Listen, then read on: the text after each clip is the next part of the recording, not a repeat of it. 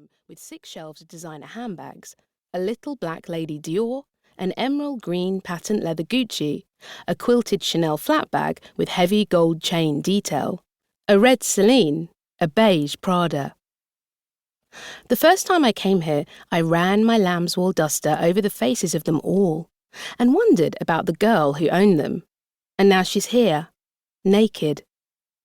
I ascend the grand staircase, bucket in one hand, mop handle in the other. First, I mop the master bedroom, which belongs to Emily's mother Camilla, until the dark hardwood is slick with water like the glaze on a chocolate cake. Camilla is a white-haired, toast-clad version of Emily, another 6 feet of sinewy limbs and implausibly good bone structure. She has the skin of a woman who holidays frequently, freckled with sunspots and crepey in the folds of her décolletage. She has a lot of chunky metallic jewellery and something of a patronising expression. You can't tell if she's looking at you like that because she's misplaced her glasses or because she just thinks you're really, really stupid. She's the type to tell you all about her safari in Kenya and her skiing trip to Val Thorens with unnecessary detail, little slips that betray her lack of awareness.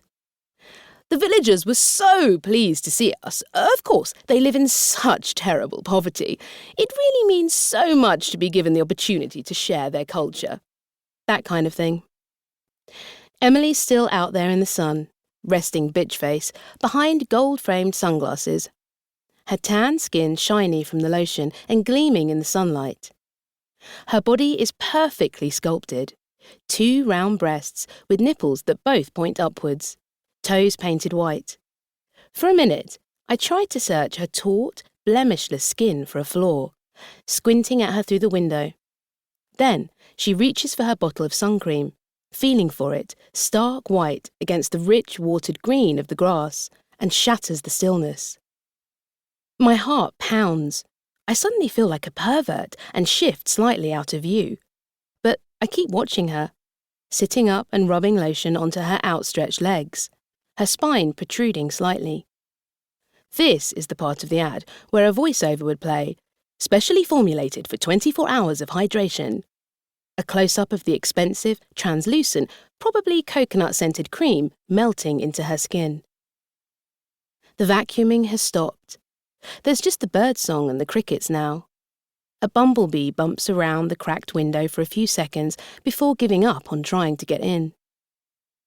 I close Camilla's door behind me, leaving my mop bucket in the hallway.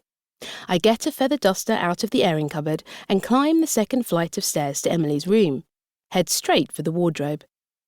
A whole room of its own, 6 meters in length, racks of gowns and mini dresses and silk slips hung beautifully along the whole perimeter. Rows of colour-coded jumpers folded up and stacked according to cut and shade, enough to fill a boutique. A revolving cabinet, 6 feet tall and filled with lush velvet bags and gleaming once-worn shoes. Each compartment is tantalisingly lit, so that its contents glow behind the glass. Taking this in, I have the sudden urge to destroy something, to violate this girl in some way, to exact a little revenge. Putting my feather duster down, I open the top drawer of a large cabinet and find it filled with lingerie, carefully categorised with grey felt dividers, tulle, cotton, silk and satin, knickers rolled into rosettes, corresponding bras, a sky blue suspender belt embroidered with daisies, which I put in my pocket. I catch my reflection in her ornamental mirror. It has a black leaf design, a stem curling around the frame and crossing the centre. I run a finger along it, and its velvet feel surprises me. My face is fragmented by the design, carved into pieces. A hooded eye, iris almost black, chin with a dimple in the middle of it. At my eye level, there's half a lipstick mark pressed onto the surface. It's faint, as though someone was admiring their reflection so closely that for a second they found themselves kissing the glass. From out of the window, I can see she's gone, leaving her towel twisted up on the grass. I shove the evidence down into the depths of my overall pocket, close the cabinet drawer, feel the sweat prickling at the back of my neck.